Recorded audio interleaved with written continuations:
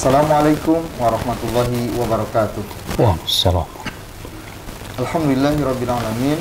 Allahumma shalli ala sayyidina Muhammad wa ala alihi wa sahbihi ajmain.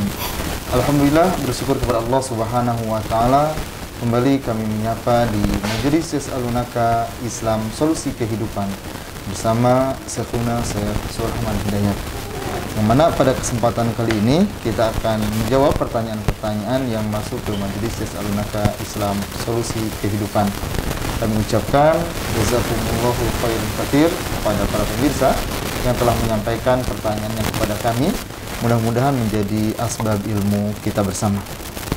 Baik, untuk pertanyaan yang pertama datang dari Ibu Fatimah asal Cimahi yang menanyakan, saat melihat foto-foto dan video tentang update Palestina, anak saya bertanya, kenapa anak-anak Palestina banyak tidak berhijab? Saya bingung, Ustaz, harus jawab apa? Mohon pencerahannya. Bismillahirrahmanirrahim. Assalamualaikum warahmatullahi wabarakatuh. Waalaikumsalam. Allahumma salli ala sayyidina wa maulana Muhammadin wa ala alihi wa sahbihi ajma'in. Terkait pertanyaan barusan, ya, alhamdulillah saya ditakdirkan 2 kali lah begitu ke Palestina, ya, melalui Yordan dan melalui Mesir. Di sana itu penduduknya kan tidak 100% Muslim, ya, sekian puluh persen, walaupun mayoritas Muslim itu, apakah di tepi barat ataupun di Gaza, ya sama.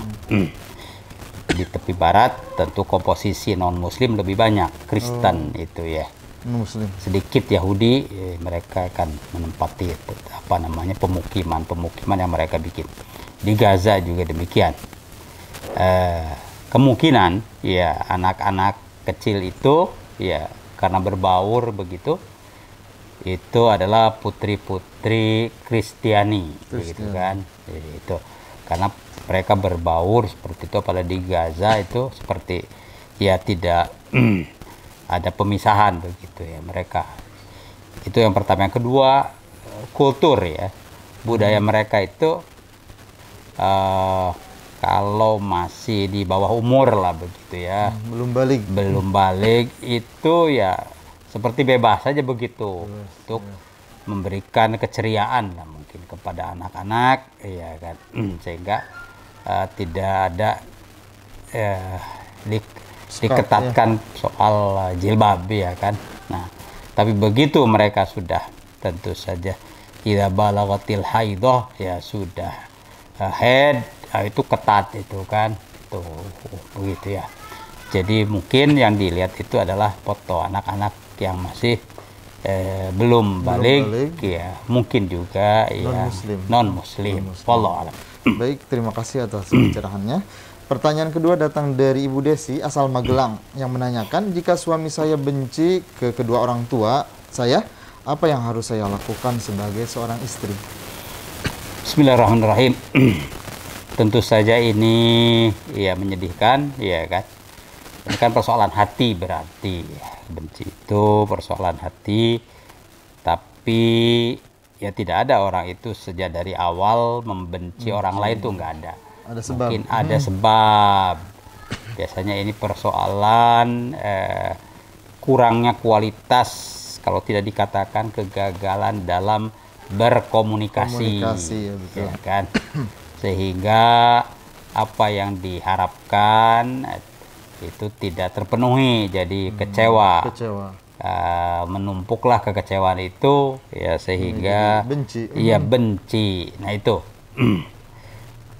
kalau demikian masalahnya berarti kan diperbaiki dengan memperbaiki komunikasi, bahasa dan cara. Nah, kan bahasa dulu dah, ya kan. Iya. Seorang itu kalaupun sedang bermasalah, tapi kalau mendengarkan kata tutur kata dari yang lain itu yang lembut, enak, itu biasanya ya lebih tersentuh, ya. Tersentuh. Jadi ini memperbaiki apa namanya, cara dan bahasa komunikasi. Boleh juga ditanya apa sih ya sebabnya, kan begitu. Kalau itu mungkin ada sesuatu yang perlu diketahui, ada faktor X-nya itu ada, ya kan.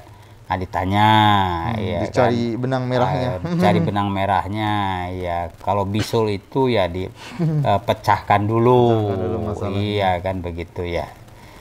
Itu tentu doa itu penting, sebab hati orang itu kan namanya qalb, itu Allah lah yang membolak-balik hati itu, ya kan.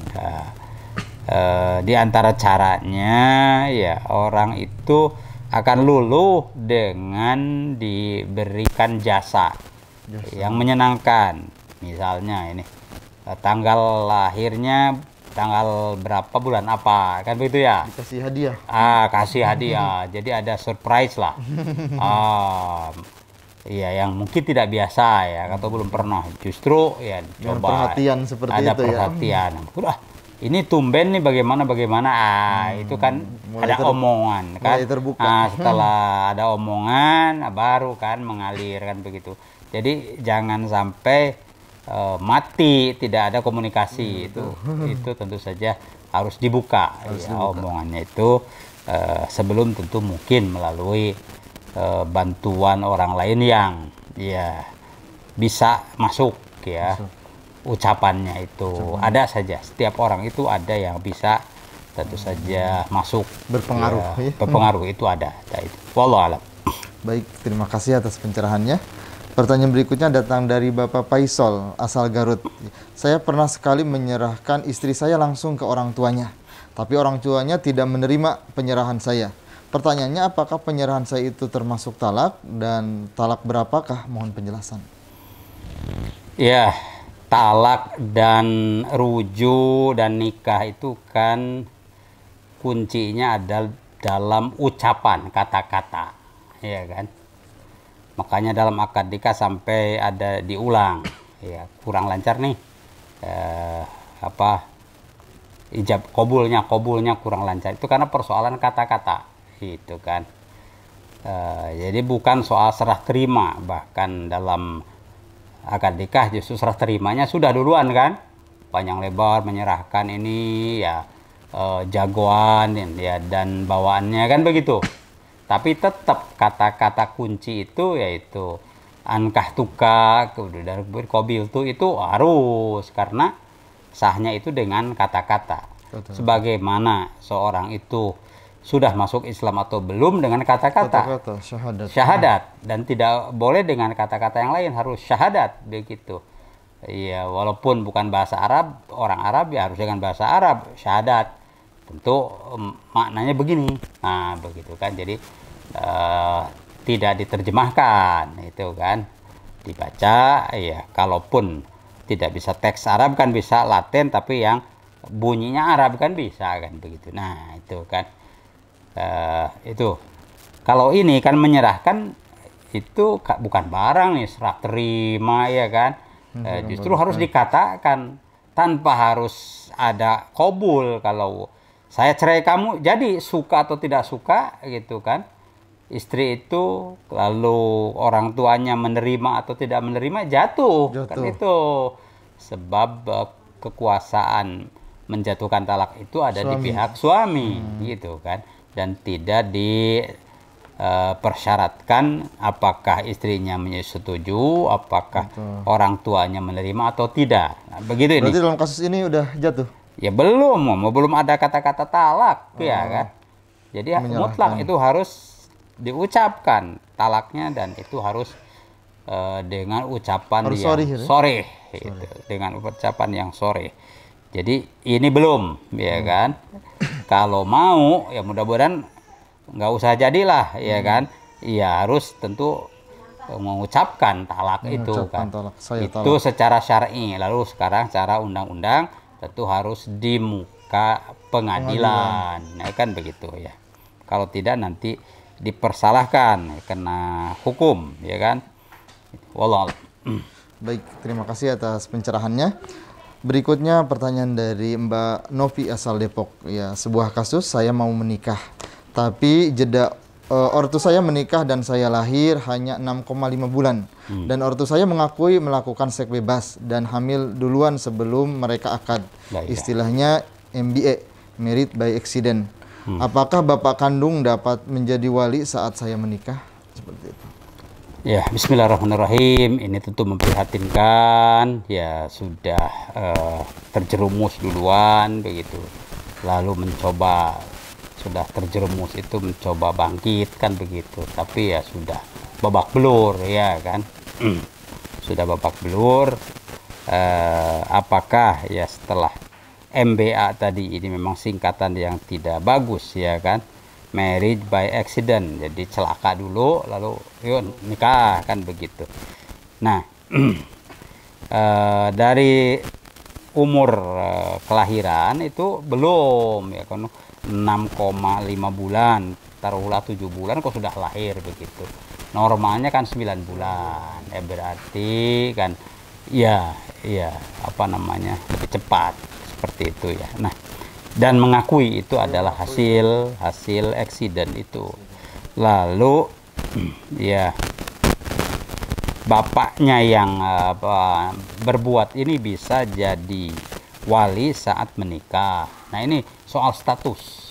Apakah dia itu bapak atau apa? Iya kan? Nah, soal nasab itu kan bukan kita yang menentukan, tapi agama. Itu kan. Bapak itu adalah laki-laki yang mempunyai tempat tidur. Itulah bapak. Yaitu menggauli secara sah. Secara sah.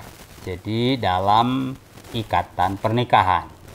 Berarti kalau hasil menggauli tidak sah dan menghasilkan hasilnya sama ya, itu anak ya kan, itu di luar definisi sebagai bapak ya kan.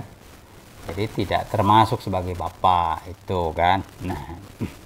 Nah tentu ini kalau soal pernikahan kan melalui proses ke KUA dulu, dan kan tentu akan dicermati masalah ini kan.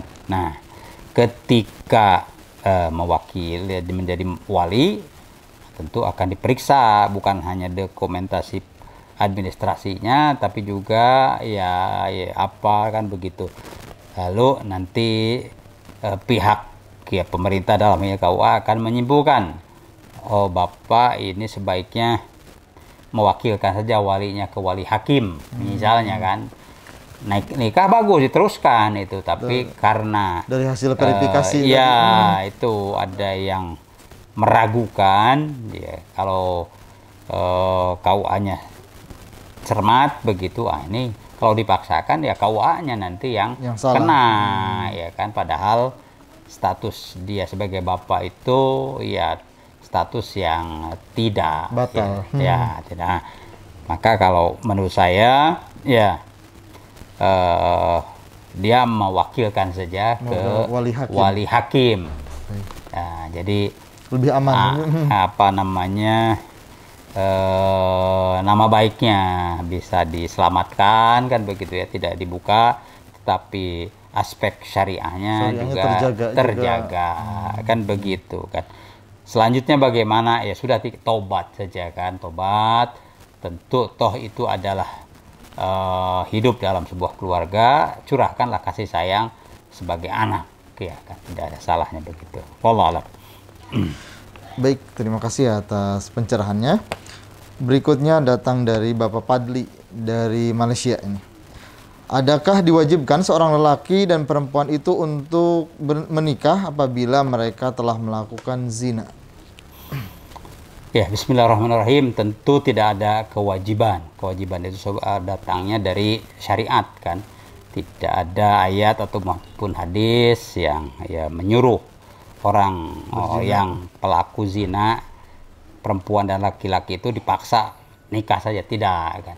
Kalau mereka itu secara sukarela nikah, udahlah gitu, kita sudah berbuat yang tidak baik ya, barangkali dengan rumah tangga ini bisa memperbaiki ya, ada perbaikan ya kan. sahkah nikahnya? Ya sah, kan begitu. Sebab ada kaidah para ulama itu, perbuatan haram dalam hal ini pergaulan bebas tadi ya, itu kan haram. Tidak mengharamkan yang halal, dalam hal ini akad nikah, ya kan. Jadi yang haram ya sudah haram, itu nanti ada perhitungannya. Kalau mereka berbuat baik, apa sadar lalu nikah secara syar'i begitu, tentu itu halal ya. Yang halal ya tidak diganggu dengan background atau pengalaman haramnya itu kan. Tapi itu bukan merupakan keharusan, itu bagus saja, bagus. Tapi tidak menjadi kewajiban. Oh. Baik, terima kasih atas penjelasannya. Pertanyaan berikutnya datang dari Bapak Eka yang menanyakan, ketika suami istri dalam keadaan emosi, lalu si suami bilang kita pisah saja, lalu sang istri bilang ya udah, apakah termasuk talak? Nah, lagi-lagi kan, ini kan persoalan emosi, ya kan. Memang jelas itu ya, bukan kinayah. Tapi juga tidak jelas redaksinya kan. Ya ini udah kita sampai di sini saja, kan begitu ya. Itu bukan sorry, itu kinayah, ya kan. Satu kinayah, yang kedua situasinya situasi emosional, ya kan. Kata istrinya ya sudah itu juga itu bukan ya itu. Jadi belum merupakan talak, ya kan. Nah, tapi itu kan sesuatu yang terlarang lah, sebab at-talaub ya, bermain-main ya di wilayah terlarang itu adalah terlarang. Nah, begitu ya. Jadi itu belum jatuh talak ya, tapi bermain-main di situ tidak untuk diulangi ya, justru untuk dihindari begitu ya. Wallahualam. Baik, terima kasih atas penjelasannya. Pertanyaan berikutnya datang dari Mbak Ginan asal Riau. Ustadz mohon nasihatnya, saya masuk asuransi Manulife Syariah dan investasi udah berjalan 5 tahun. Apakah ada unsur ribanya? Mohon nasihatnya. Ya, bismillahirrahmanirrahim. Kalau sudah dicantumkan label syariah, itu ya, sini kan Manulife Syariah. Ada tentu ketentuan-ketentuan yang harus dipenuhi. Di antaranya harus ada struktur Dewan Pengawas Syariah. Dan tentu izin operasional sebagai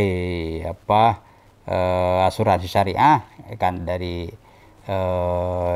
Otoritas Jasa Keuangan OJK, tentu ada syarat-syarat ya kan.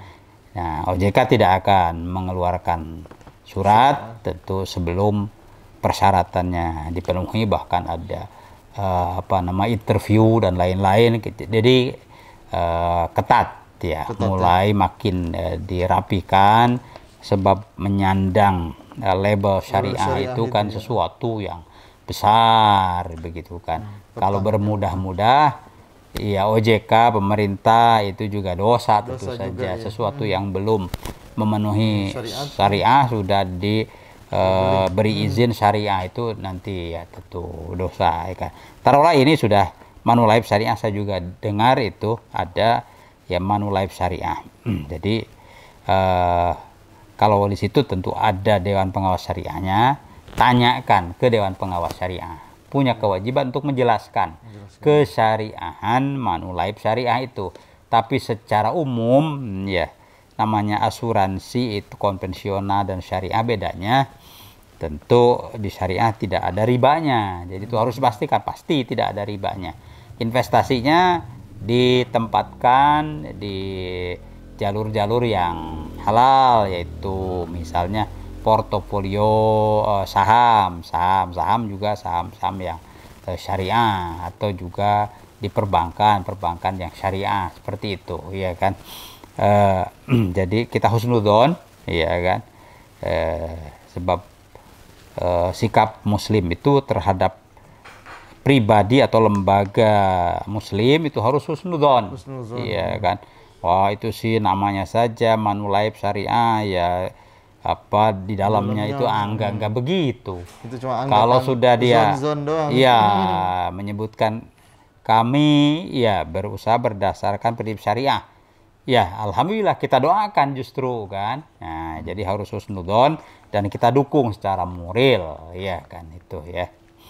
Tapi kalau untuk keyakinan ya itu tanya kepada Dewan Pengawas Syariahnya. Insya Allah. Baik, jazakumullah khair atas jawabannya. Berikutnya pertanyaan dari Ibu Kamilah asal Jakarta. Ya, Assalamualaikum Ustaz.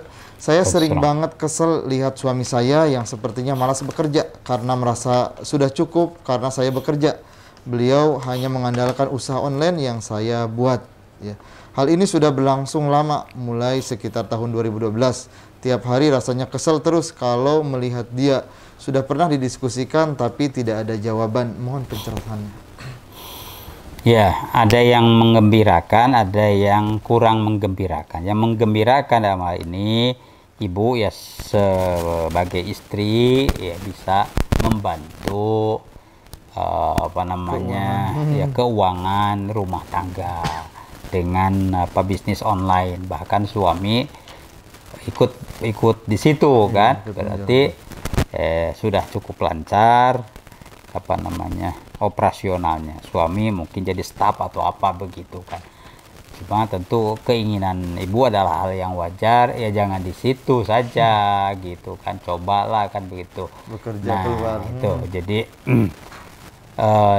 dari kedekatan itu coba ya kan, tapi dengan rasa syukur ya suami tetap masih di rumah kan begitu ya, bisnis online juga lancar ya, coba dari situ mulai bicara ya cobalah kalau perlu saya carikan deh ke teman-teman saya begitu ya, yang penting jangan di rumah terus begitu kan, tidak sehat gitu ya, misalnya begitu kan, mungkin ada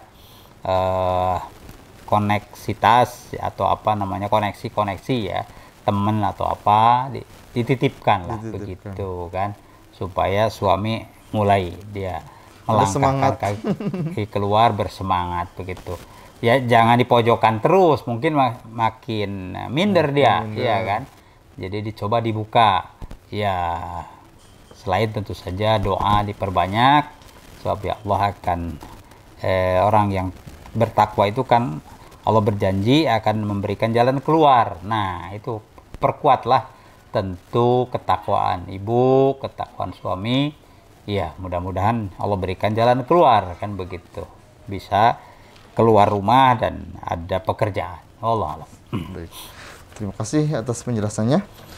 Berikutnya pertanyaan datang dari Bapak Hasan asal Ciamis.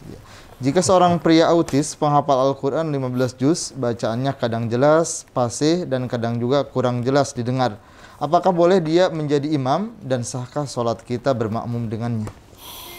Ya, bismillahirrahmanirrahim. Ini kemuliaan Al-Quran itu ya luar biasa ya. Justru orang yang pokoknya ya membaca, melihat, menatap, memegang mushaf Al-Quran itu ya makjur ya, mendapat pahala. Meskipun orang itu belum lancar betul cara membacanya, tetap ya, bahkan dalam kesulitan dia membaca, dia terus bersemangat untuk memperbaiki kan, bukannya ya udahlah begitu, enggak. Jadi ingin lebih baik tapi ya belum sampai sempurna.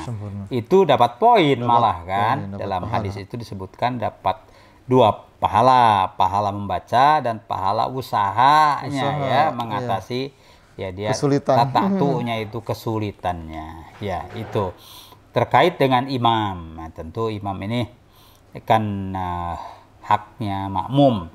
Siapa ini yang dipercaya maju ke depan, taruhlah ini ada anak autis ya, dia ya kadang-kadang itu ya nama autis ya tidak sempurna. Sehingga jadi tes lancar lah, bagus begitu ya, artinya cukup jadi imam di ke depan, karena ternyata ya mungkin ada gangguan karena autis itu ya, kan tersendat ada lafaz atau kalimat yang tidak pas dibacanya. Nah ini ada hadis Nabi SAW, ini keutamaan Al-Quran yang kedua juga fadilah menjadi imam. Wah, ya kan.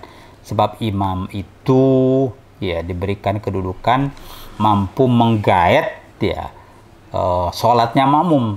Ya kan, qiraatul imam, qiraatul makmum, qiraatul imam. Jadi makmum itu ya dibawa gitu dengan keutamaan imam.